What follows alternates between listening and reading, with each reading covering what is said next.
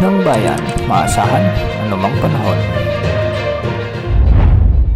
Magandang araw po sa ating lahat. Narito ang update sa lagay ng ating panahon ngayong araw ng Miyerkules, October 23, 2024. Makikita nga natin sa ating satellite animation na patuloy na nagpapaulan sa malaking bahagi ng bansa si Bagyong Christine. Sa ngayon nga ay posibleng makaranas ng mga intense to torrential rains ang mga lalawigan ng Catanduanes, Camarines Norte, Camarines Sur, Albay, Sorsogon at Northern Samar. Ang mga lugar na ito ay pinag-iingat sa banta ng mga pagbaha at pagguho ng lupa. Samantalang magkakaroon naman o makakaranas ng heavy to intense o malalakas hanggang sa matitinding pag-ulan o katumbas ng 100 hanggang 200 milimetro ng pag-ulan ang mga lalawigan ng Masbate, Samar, Eastern Samar, sa may Isabela at Quezon.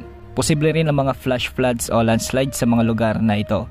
Samantala makakaranas din ng moderate to heavy o katamtaman hanggang sa malalakas na pagbuhos ng ulan ang nalalabing bahagi ng Cagayan Valley, Cordillera Administrative Region sa may Aurora, Nueva Ecija, Romblon, Marinduque at ang nalalabing bahagi ng Visayas. Dahil sa patuloy na paglapit ng bagyo sa Hilagang Luzon at Central Luzon, mas maraming lugar pa ang makakaranas ng malalakas na pag-ulan habang nalalapit ang tanghali.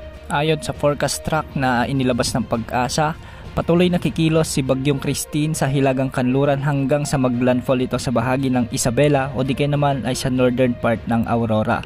Hindi rin inaalis ang posibilidad ng paglandfall sa bahagi ng Quezon Province o di kaya naman ay umakyat pa ang track nito.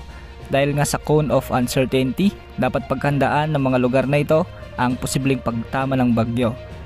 Tatawirin nito ang mga kabundukan sa kalupaan ng Northern Luzon at Central Luzon at posibleng lumabas sa kalupaan ng La Union, Ilocos Sur o di kaya naman ay sa Pangasinan. Ayon din sa forecast track ng Pag-asa, posibleng makalabas ng ating area of responsibility si Bagyong Christine pagsapit ng Biyernes ng hapon. Depende ito sa bilis kung babagal o mas bibilis si Bagyong Christine. Ayon din sa forecast ng Pag-asa, posible pang lumakas bilang severe tropical storm si Bagyong Christine bago ito maglandfall sa kalupaan ng Northern Luzon.